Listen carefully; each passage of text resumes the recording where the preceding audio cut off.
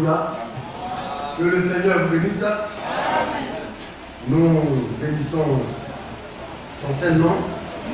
Parce que c'est lui seul qui mérite d'être loué, d'être célébré. Que Dieu bénisse le chanteur animal et tout le groupe musical. Chaque petit effort qui est fourni, il y a des récompenses par derrière. Amen. Tout ce que nous faisons, ce n'est pas en vain. C'est pour l'honneur et la gloire de notre Dieu.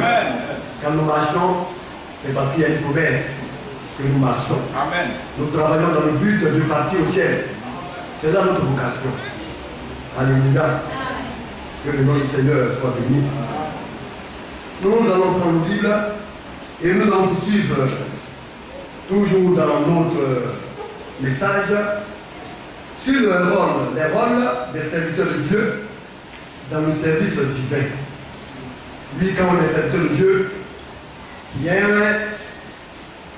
rôle que nous devons jouer. Il y a une œuvre que nous devons accomplir. Nous ne devons pas nous dérober de cela.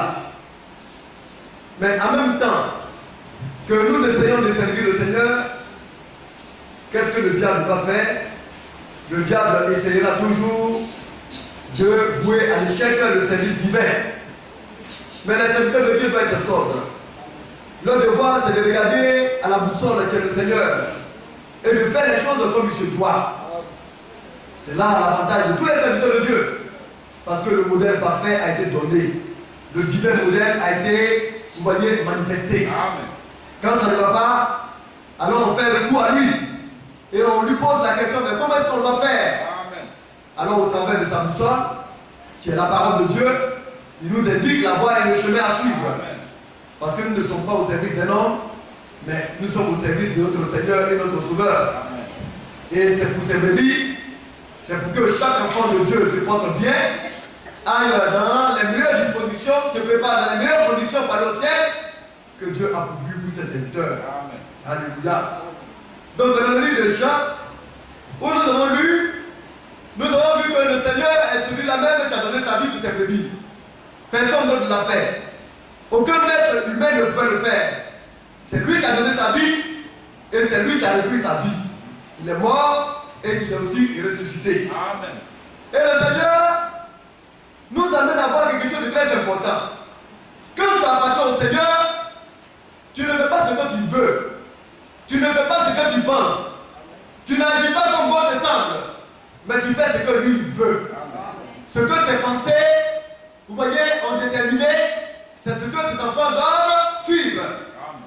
Nous allons lire la parole. Jean le chapitre 10, où nous avons lu la dernière fois, le verset 11.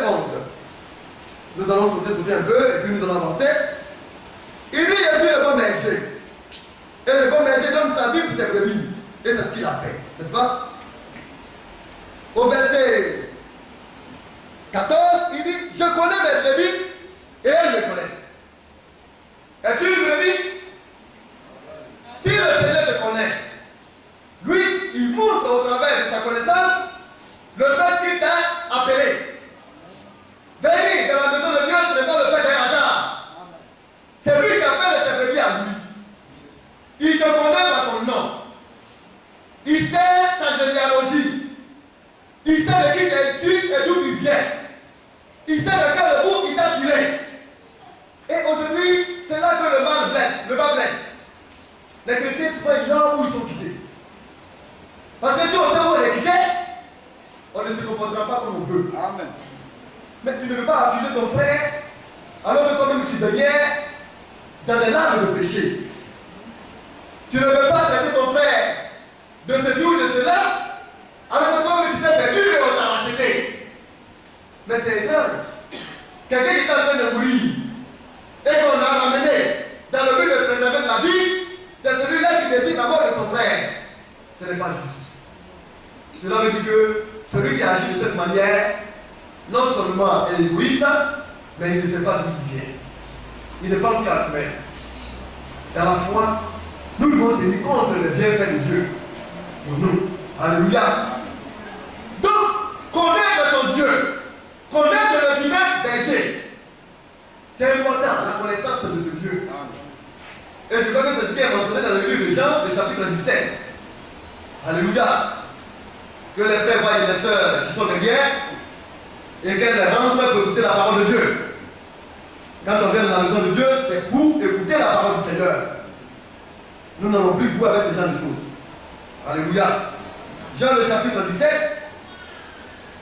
Il dit ici, après le verset 1, après avoir ainsi parlé, Jésus leva les yeux au ciel et dit, Père, l'heure est venue, glorifie ton Fils, afin que ton Fils te glorifie. Quand on regarde, le Seigneur Jésus avait quelque chose de particulier. Il ne faisait rien de lui-même. Quoi que ce qu'il va faire, il voulait que le Père d'abord le manifeste, avant que lui aussi l'accomplisse. Si le Père le fait bien, le Fils aussi pareillement ne le fait pas. Tout cela pour déterminer que le Fils, c'est le Père dans une autre fonction. Alléluia. Ils sont un. Et tout ce que le Père fait, le Fils le fait aussi pareillement. Pour que le Père soit glorifié, il faudrait que d'abord il glorifie le Fils. Alors le Fils dit, Père, glorifie-moi afin que je te glorifie. Si le Père ne le glorifie pas, lui aussi il ne va pas glorifier le Père. Alléluia. Pour lui que Jésus est Dieu. Amen. Il dit, l'heure est venue. Glorifie ton Fils afin que ton Fils te glorifie. Selon que tu lui as donné pouvoir sur notre chair. Il a pouvoir sur tout ce qui est chair. Alléluia. Donc, tu es sorcier, tu es dévêche, tu es marabout, même le diable en personne. Alléluia. Ne peut rien. Parce que le pouvoir de Dieu, le pouvoir de notre Seigneur, surpasse toutes choses. Pour dire que les enfants de Dieu sont bien gardés. Les enfants de Dieu sont en sécurité. Le diable ne peut rien nous atteindre si son pouvoir domine le pouvoir de notre Dieu. Or, le pouvoir de notre Dieu est supérieur. Alléluia. Alors il continue, afin qu'il accorde la vie éternelle à tout ce que tu lui as donné. Donc tout ce que le Père lui a donné, on croit la vie éternelle. Reçoivent la vie éternelle. Donc c'est pour dire que nous qui sommes venus dans la maison de Dieu, nous avons reçu sa parole, nous avons reçu au travers de cette parole la vie éternelle, l'éternité. Nous sommes, c'est vrai, ici, là, on se voit, mais notre destination finale, c'est l'éternité. Nous ne mourrons plus, nous ne mourrons plus, nous ne mourrons jamais. Et il dit, maintenant, cette vie éternelle, pour dire que tu possèdes la vie éternelle, que tu es détenteur de cette vie éternelle, c'est la manière qui prouve que tu la détiens. Or, la vie éternelle, c'est qu'ils te connaissent. Amen. Toi, le seul Dieu. Amen. La vie éternelle, amen, c'est la connaissance de son Dieu. Tu ne connais pas ton Dieu, tu n'as pas la vie éternelle. Il dit, mes brebis me connaissent. Je connais mes brebis et elles me connaissent. Alléluia. Or, quand il parle des brebis, c'est parce qu'il veut leur communiquer quelque chose. L'éternité. Alors, pour obtenir cette éternité, il faut passer par la connaissance de qui est Dieu. Connaître ton Dieu. Alléluia. Ceux qui te connaissent, toi, le seul, vrai Dieu, il n'y en a pas deux. Il est unique en son sens. Le seul est le vrai Dieu. Alléluia. Et celui que tu as envoyé, Jésus-Christ, qui est notre berger, et qui a donné sa vie pour nous. Donc, le fait qu'il ait été envoyé, ou bien le fait que Dieu a pris une forme humaine pour venir sur la terre pour accomplir un but, l'œuvre de salvatrice, alléluia, c'est parce qu'il voudrait que nous puissions connaître qui est le vrai Dieu et avoir cette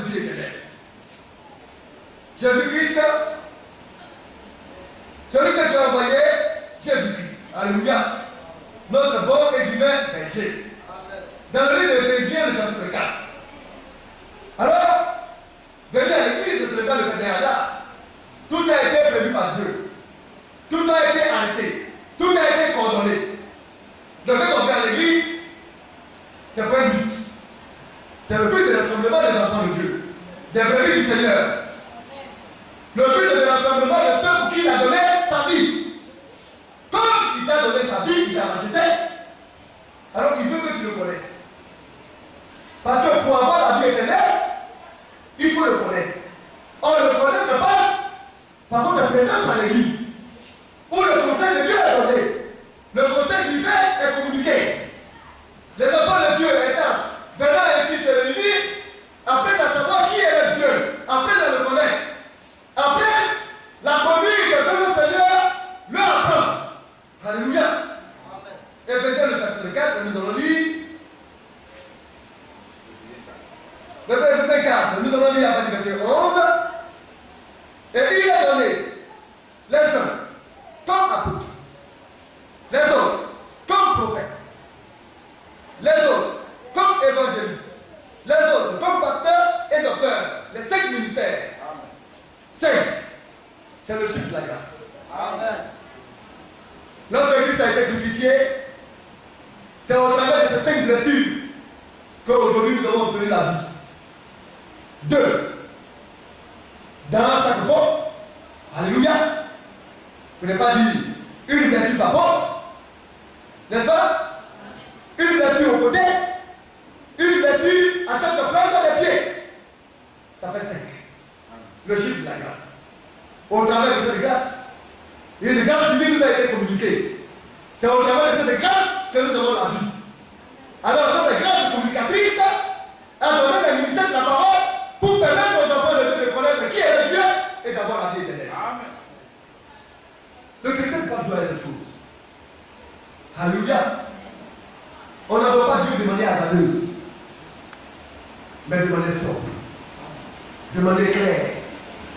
Le chrétien doit savoir ce qu'il fait et où il met les pieds et où il va. L'histoire nous permet de savoir où on est quitté. Notre présent nous permet de vivre ce que Dieu voudrait que nous vivons. Amen. Et notre futur nous planifie ce que nous serons demain. Alors nous savons ces choses. C'est pourquoi nous sommes heureux d'être chrétiens. Et continue à dire que les ministères ont été donnés. Ce n'est pas la capacité d'un individu qui peut faire cela. Le pouvoir de l'homme ne peut rien. Mais c'est la grâce communicatrice qui fait cela. Donc au travers de cette grâce, les ministères ont été donnés pour le perfectionnement des saints. Or, quand on parle de perfectionnement, on parle de corriger, on parle d'améliorer, d'amener un état à un certain état voulu par Dieu. Alléluia.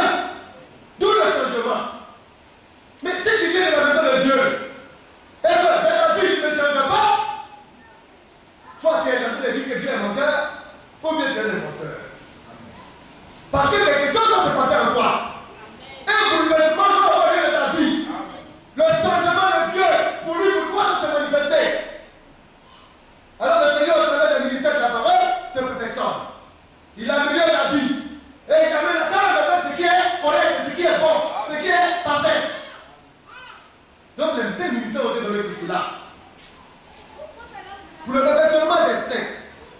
En vue de l'œuvre de l'édification, d'abord l'œuvre du ministère et de l'édification. Donc les 5 ministères accomplissent leur ministère. Amen. Alléluia. Amen. Une fonction particulière. Chacun avec un don particulier. Vous voyez, à la disposition du peuple de Dieu. Le ministère, c'est le don. Le service que Dieu te demande. Aujourd'hui, les hommes ont utilisé tout cela et on attend au niveau des hommes. Et les hommes considèrent ces choses-là que les choses de Dieu. Cela n'est pas normal. Quand on est l'argent, on te respecte. Quand on dit que tu es ministre, on est prêt à se coucher au niveau de toi.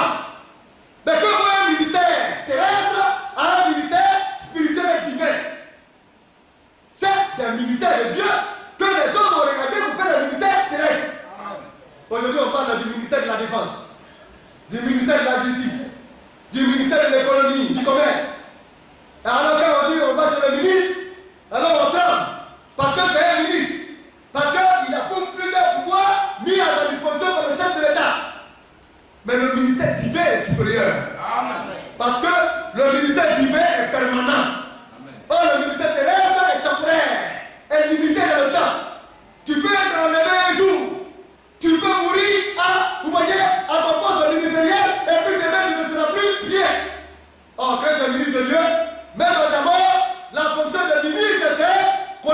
Alléluia.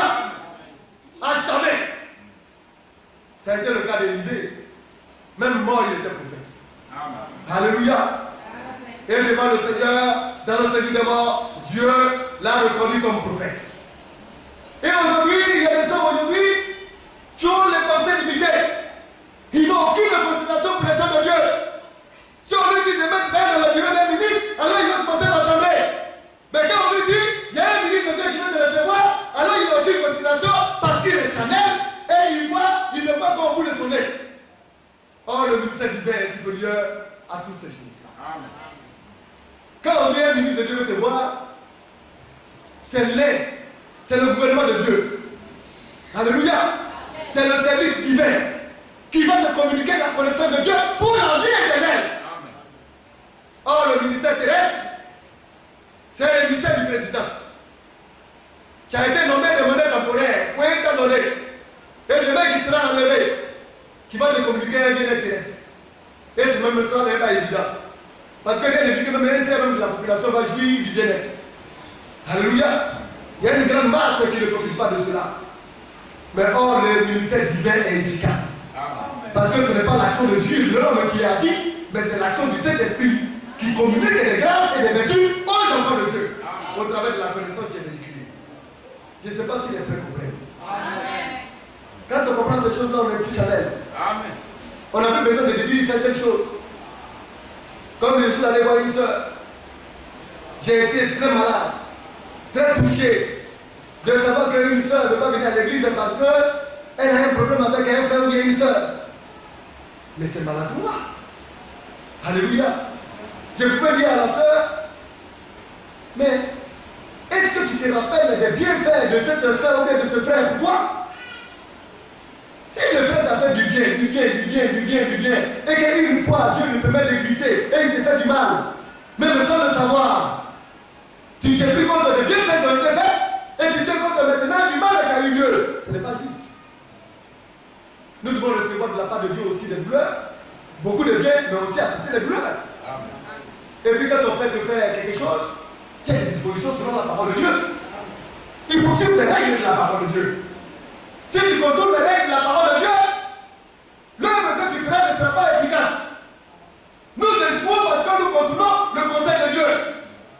Or, Dieu, dans sa préscience, c'est que la voie qui nous a tracée, le chemin qui nous a demandé de suivre, est le chemin de l'efficacité et du changement de l'âme. Mais l'homme est têtu. L'homme veut faire comme bon lui semble. L'homme veut regarder selon lui, veut agir comme il veut. Et c'est l'homme qui souffre. Parce que quand tu fais cela, Dieu lui est tranquille. C'est à l'intérieur de toi que tu souffres. Les douleurs se trouvent en toi. C'est toi qui as les problèmes. Mais les autres s'épanouissent. Et Dieu n'a pas de problème. Parce que tu ne veux pas comprendre. Alléluia. Et l'individu n'empêchera pas un autre individu dans le ciel. C'est pas possible. Amen. Autant que nous nous restreignons et que nous comprenons que pour notre bien, il y a lieu que nous puissions nous appeler à l'humilité et à l'acceptation des règles établies par Dieu. Amen. Alléluia. Et comme il le dit, pour le perfectionnement des saints, en vue du ministère et de l'édification. Donc, le ministère c'est un don qui est mis au service de tous. Amen. Alléluia. Amen. Et lui, son rôle, c'est d'édifier. Édifier, c'est transmettre. Édifier, c'est construire. Alléluia. Non seulement il transmet des connaissances, des vertus, mais il contribue à l'édifice, à la construction de la maison de Dieu. Voilà le service de serviteur de Dieu. C'est le rôle pour lequel le Seigneur est assigné. Quand le serviteur de Dieu ne devrait pas cela, c'est qu'il a manqué le but. C'est pourquoi les serviteurs de Dieu ne doivent pas manquer l'objectif. C'est pourquoi le Seigneur les a appelés, c'est d'apporter d'abord l'édification. Alléluia. De transmettre la connaissance. De donner le conseil de Dieu au peuple de Dieu, selon la parole de Dieu. Amen. Et puis en deuxième moment, aider le peuple de Dieu à se porter bien. Amen. Aider le peuple de Dieu à grandir. Voilà l'œuvre pour laquelle le Seigneur les a appelés. Alléluia. Il y a un petit peu encore. Oui, nous allons continuer un peu. Le verset 13. Éphésiens 4, 13. Jusqu'à ce que nous soyons tous Jusqu'à ce que nous soyons tous parvenus à l'unité de la foi et de la connaissance du Fils de Dieu, à l'état de nos frères, à la mesure de la stature parfaite de Christ. Donc, l'objectif, ça c'est là. Quel est l'objectif? D'abord, c'est l'unité. Quand on parle d'unité, on parle d'union. Alléluia. Cela est donné. Hein. Je vais me marier. Oh, je vais avoir une soeur. Je voudrais également être dans mon foyer. Mais dans le foyer, c'est l'unité. Quand on parle d'union, ça fait un. Est-ce que tu es prêt à ça? Alléluia. Quand ça saute maintenant, c'est là maintenant, on cherche maintenant à aller dans le sang du Dieu de poisson. Non. Si ça chauffe, on s'approche. Parce que c'est l'unité. 1 plus 1. Si les hommes, ça fait 2. Mais Dieu dit ça fait 1. Alléluia. L'union de l'homme et de la femme. L'union de l'église et de Christ. Et Dieu dit, les enfants de Dieu, tous doivent parvenir à l'unité de la foi. Amen. Une foi commune. Or, la foi est Dieu de ce qu'on attend. Et ce qu'on attend, Dieu de la parole de Christ. Amen. La connaissance de Christ. Amen. Or, la vie éternelle, c'est qu'ils te connaissent. Alléluia. Amen.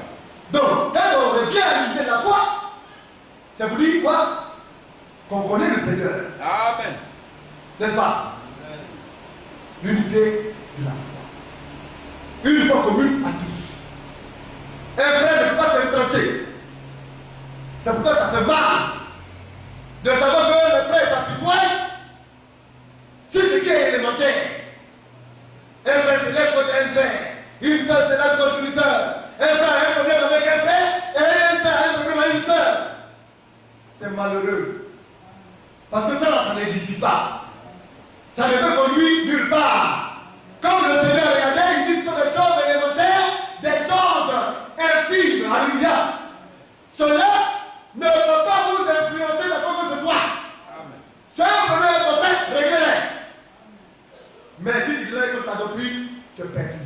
Amen. Mais il y a des frères qui ne tiennent pas compte de cela, de la doctrine. On ne regarde pas la parole de Dieu, mais on regarde également les relations humaines. Qu'il faut les relations humaines en dehors de la parole de Dieu. C'est la doctrine qui fait l'église. Donc, les problèmes d'homme à homme, ton devoir c'est de les régler. Mais si tu as un problème avec la doctrine, c'est que tu es foutu. Parce qu'on ne peut plus rien faire pour toi. Tu rentres dans le cadre du blasphème. Dans le cas de frère, un problème à faire, je ne vais pas à l'église. Mais tu n'as rien compris. Est-ce que tu as un problème avec la parole de Dieu? As-tu un problème avec la doctrine du Seigneur? Pour ne pas venir à l'église, toi-même par ton langage, tu peux faire ce que tu n'appartiens pas à Dieu.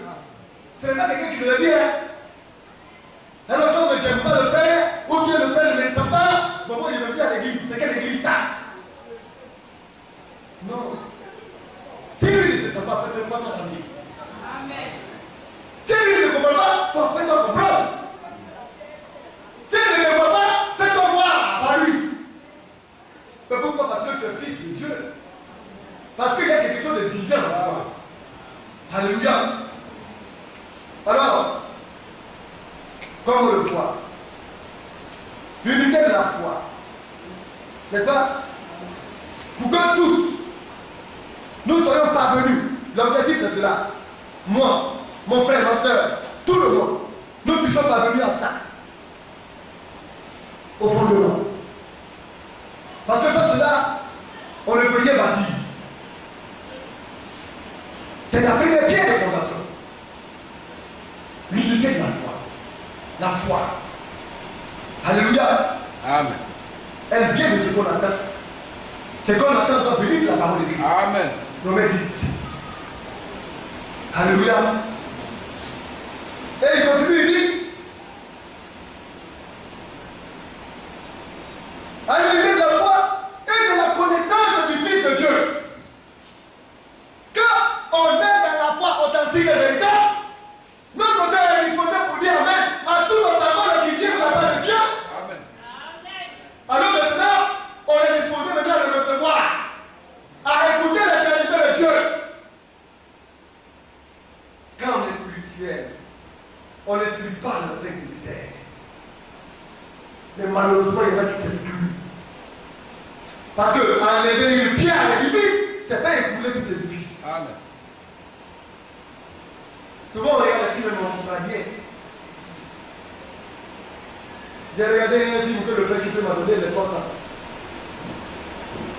Alléluia. J'ai oublié un peu le nom de la cité. Ça, c'est l'espacien. Alléluia. Les 300 des guerriers. Ils peuvent se battre avec des millions de personnes. Mais ces millions de personnes ne peuvent pas l'emporter sur eux. Parce qu'ils sont des guerriers. Ils ont les boucliers. Ils savent l'usage du bouclier dans toutes ses formes. Alléluia.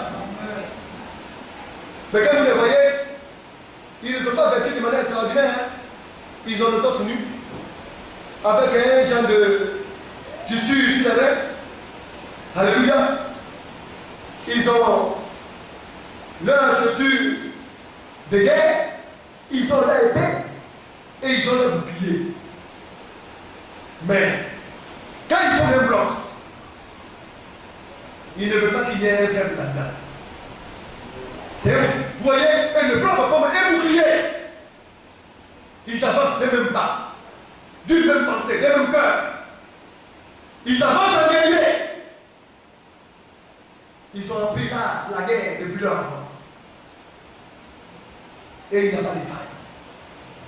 Parce qu'une seule femme, leur saveur, va affaiblir tout le manon.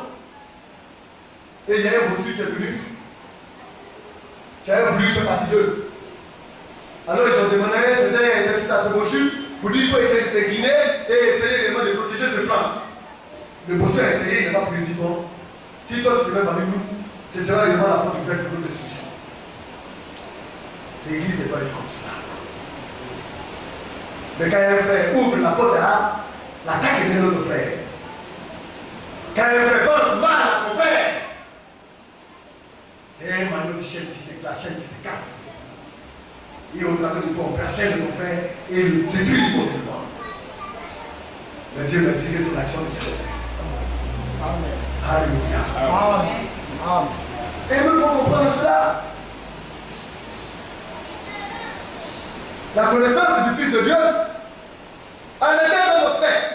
L'objectif, c'est que nous puissions connaître parfaitement le Fils de Dieu et que nous soyons des hommes faits. Amen. Des hommes accomplis. Mais si tu veux jouer le bébé, un bébé il ne grandit jamais. Pourquoi tu ne veux pas te transcender? Sortir de toi, te dépasser. Rien que pour chercher la gloire du Seigneur. Pour faire ce que Dieu veut. Être un homme accompli, un homme fait. Et c'est le rôle des serviteurs de Dieu de faire. Alléluia. Oui. Les serviteurs de Dieu doivent veiller. Veiller à ce que les règles de la parole de Dieu soient suivies. C'est le seul gage de ça. C'est notre seule sécurité. Alléluia. Je le disais la dernière fois. C'est celui-là qui avait été endormi. Comme elle, qui a fait pour Anne. Non. Tu sais que j'étais. Oh, mon bien-aimé. Non, mais il ne faut pas pleurer. Mais Dieu est avec toi. Tu n'as pas besoin d'avoir un enfant. Non, il faut laisser. Comment on appelle ça? L'autre, comment on appelle ça? La femme. L'autre femme. Pénina. Pénina, c'est une mauvaise sorcière. Oh, c'est comme le sorcier. Parce qu'il adore sa femme Anne. Non, frère. Le frère s'élève contre un frère. Et puis on lui dit, viens, on le regarde. Le frère insulte. Et puis on le prend de lui, on est un ami fidèle. Quelle fidélité? Fidélité dans quoi? Il faut lui dire la vérité. Amen. Il faut accomplir la parole de Dieu. Amen. Bien aimé. Le Seigneur, serviteur de Dieu, nous devons accomplir le service divin. Amen. Notre rôle, c'est de ne pas user de sentiments. Parce que laisser les hommes aller au travers de la parole de Dieu, c'est amener la désolation au sein du peuple. L'homme aime ça. Sortir du cadre de la volonté de Dieu pour agir. Mais le Seigneur doit veiller. Et il doit ne pas laisser place à cela. Alléluia. Que le Seigneur nous aide. Amen. Je vais lire ça et puis nous allons prier. Et il dit, en état de me faire, à la mesure de la statue parfaite de Christ. Vous voyez? À la foi, on ajoute la vertu. À la vertu, la connaissance. À la connaissance, c'est la tempérance. À la tempérance, la patience. À la patience, la piété. Et à la piété, l'amour fraternel. Amen. Si tu n'aimes pas ton frère, tu n'iras jamais au ciel. Je vous avertis. Les frères et les sœurs qui méprisent leurs frères et les prochains, c'est une obligation d'aimer. Tu es le Dieu là, tu dois aimer. Il n'y a pas de place à l'orgueil, il y a pour l'amour. C'est la terre qui cherche, mais c'est le ciel qui cherche. Or là-bas, c'est l'amour seul qui y est. Amen. Aimons-nous. Aimons-nous. Ne laissons pas le diable nous distraire. Bien-aimés. Et les serviteurs de Dieu, c'est de sensibiliser à ce qu'aucun frère ne reste en arrière. Aucune sœur ne reste en arrière. C'est d'amener les uns et les autres à comprendre la portée du bien-être de l'œuvre de Dieu, de l'action du Seigneur dans ta vie, de sa vie qu'il a donnée pour toi. Que le Seigneur nous soutienne et qu'il nous aide, parce que nous en avons besoin.